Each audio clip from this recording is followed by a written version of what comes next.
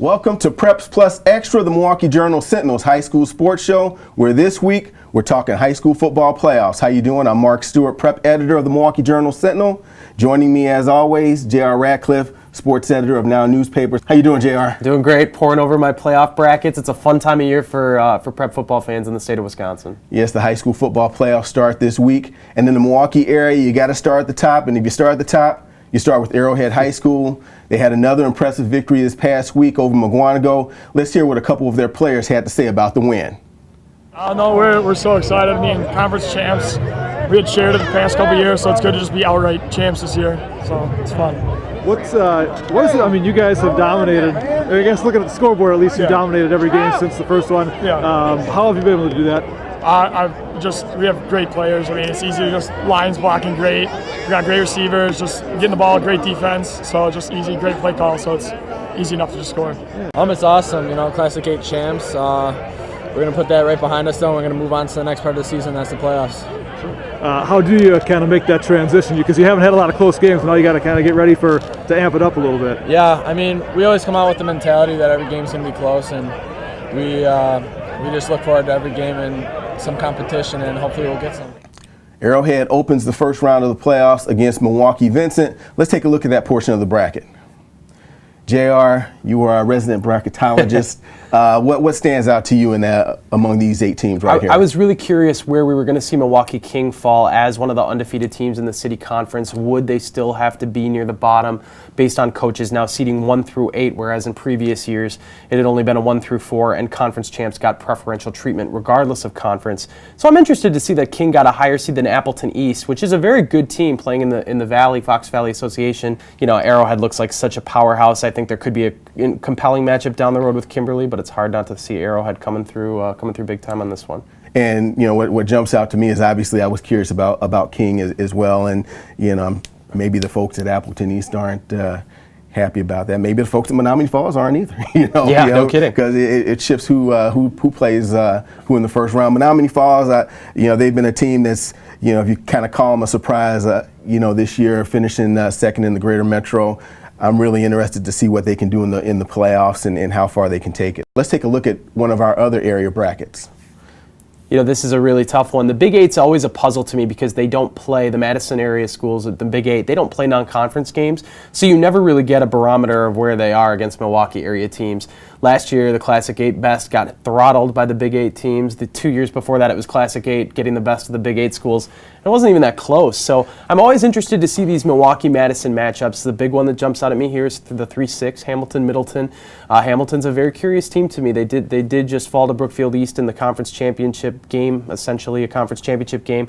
I still see that being a team that could sneak through this one. Sun Prairie is considered one of the top teams in the state, so they're the favorite until somebody proves them otherwise. But I think it's an interesting draw for Hamilton.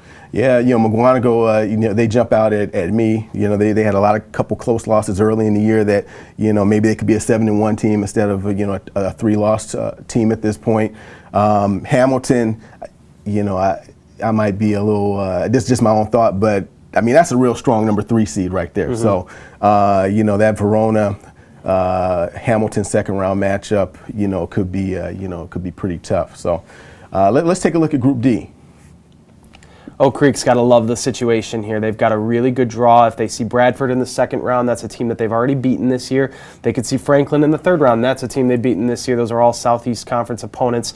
This has been a great year for Mike Bartholomew and the Knights. They've really bounced back and done a tremendous job over the last few years to get back to this level. I do not see a way Oak Creek doesn't come out of Group D. Yeah, that's true. They're obviously, from what we've seen, clear-cut the best team in this group. Milwaukee Riverside, a 5-4 against Bradford is going to be an interesting matchup. What a difference a year makes. Riverside does win the city conference this year, but they don't have the buzz that they had last season. Sort of a rebuilding year for the Tigers.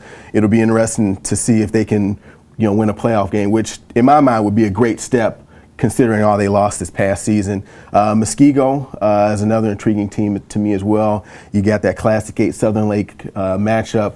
As we talked about earlier, Badger lost to West Dallas Hale earlier this year. Big upset possibility. Yeah, there's a big upset possibility there. Now let's shift our attention to Division II. And in Division II, if you got to talk about top dogs in Division I, our top dog in Division II Brookfield East. Brookfield East wrapped up an undefeated regular season with a thrilling victory over Sussex Hamilton on Friday. Let's see what a very steamy Alec James had to say about the win. I mean, we just tried to go out there and do our job. We work in the fundamentals every single day, and we just tried to do what the coaches tell us and do the fundamentals, and hopefully we could get a stop, which we did. And I praise God for it. I'm thankful. I words can't explain how I feel right now. It's our first own solo conference championship ever, and it's just an amazing feeling. Thank you. All game, it was a great defensive game all game. What was the game plan coming in for you guys to stop a great running back? The game plan was just to do our job. What we've been doing every game, all season, every practice, what we've been doing is working all season. We didn't try and change anything. Pretty much, we just did what we do, and we try to be a real stingy defense. Brookfield East opens the playoffs against Milwaukee Bradley Tech. JR, give us your thoughts on what you see here. I would love to see a level 3 battle between Brookfield East and Whitefish Bay. Bay is extremely confident this year. They're the North Shore co-champions for the first time in years.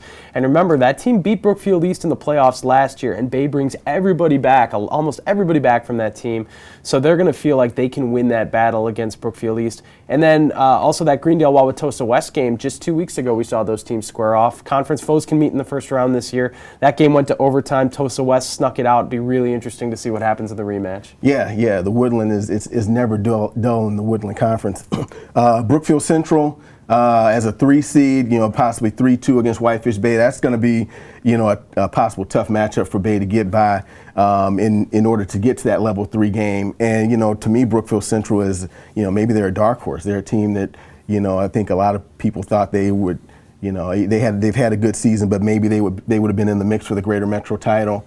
Now they get a chance in really the season that counts to leave a mark. So that'll be that's one team I'm going to be keeping an eye on. Now let's take a look at Division III, where Wisconsin Lutheran, probably to no one's surprise, is the #1 seed. JR. They're going to have to earn it, though, because this is a very loaded corner of the bracket. Division III in general is pretty tough this year. There's a couple quadrants that are really, really loaded. I take a look at like a Jefferson team as a 5 seed. That's a very quality 5 seed. That'll be a really tough battle with East Troy. Yeah, Wisco's the favorite, and if you've seen them play, it's no surprise that they should be a team you look at to get back to the state championship game as they were last year. Pewaukee's undefeated as a 2 seed. They had a lot of trouble, though, with New Berlin West the first time around. It's a kind of a plucky West team that upset a couple teams to get into the playoffs. So that's a dangerous first-round matchup. And Catholic Memorial, every year we talk about how they have to go up against the bigger schools in the Classic 8. They come down to D3, and they're a tough matchup for everybody. They've met Pewaukee in the playoffs the last 2 years, and the two teams have split. So if there's a third go-round, it's going to be this time with a little bit more at stake in a level 2 game. Yeah, you touched on West. I believe West, they were actually had a chance to drive for the go-ahead touchdown against Pewaukee. And then they throw an interception. The guy returns it 99 yards for a touchdown. Swing of momentum. Yeah, so you talk about a swing of momentum there. That is the pure definition of it. So that's going to be one of maybe the more interesting first round matchups in my mind. That said, I mean there's so many other games out there. We obviously weren't able to touch on all the brackets. Any closing thoughts on the first round and? Well, elsewhere in Division II, I think you've got some interesting. Homestead hasn't been D2 in forever, if they've ever been. They dropped down this year from D1. Waukesha West is back into Division II again, and they've got some pretty compelling first-round matchups. West is a 7 seed facing off with Waterford, the champion of the Southern Lakes. We talked about, how do those conferences match up? The Southern Lakes Classic 8. Southern Lakes was really strong last year. I don't know this year if they're as good as the Classic 8, where there are going to be a couple games, Badger and Muskego, another one where they kind of match up head-to-head. I'll be really interested to see if West can't pull the upset there. Homestead has a pretty good Hortonville team. I would think they'd still get through as a 2 seed. Yeah. Now I'm going to go small school on you. The Metro Classic, a lot of those teams in that league have a history of doing pretty well in the postseason, be it Burlington Catholic Central. I think Racine Lutheran a few years ago had a nice run. This year Racine St. Catherine's won that league. Kenosha St. Joseph, is another team that's done well. So it's going to be interesting to see if those schools in that region can kind of continue that success. So yeah, Catholic Central, the 4 seed, they have as good a chance as anybody to pull off a big upset, maybe in level 2 against Randolph. Right. So we'll see what happens, and we'll be back to talk about it next week on another edition of Preps Plus Extra. For more Preps Plus action, you can watch me and Lance Allen every Sunday night on today's TMJ4. See you next time.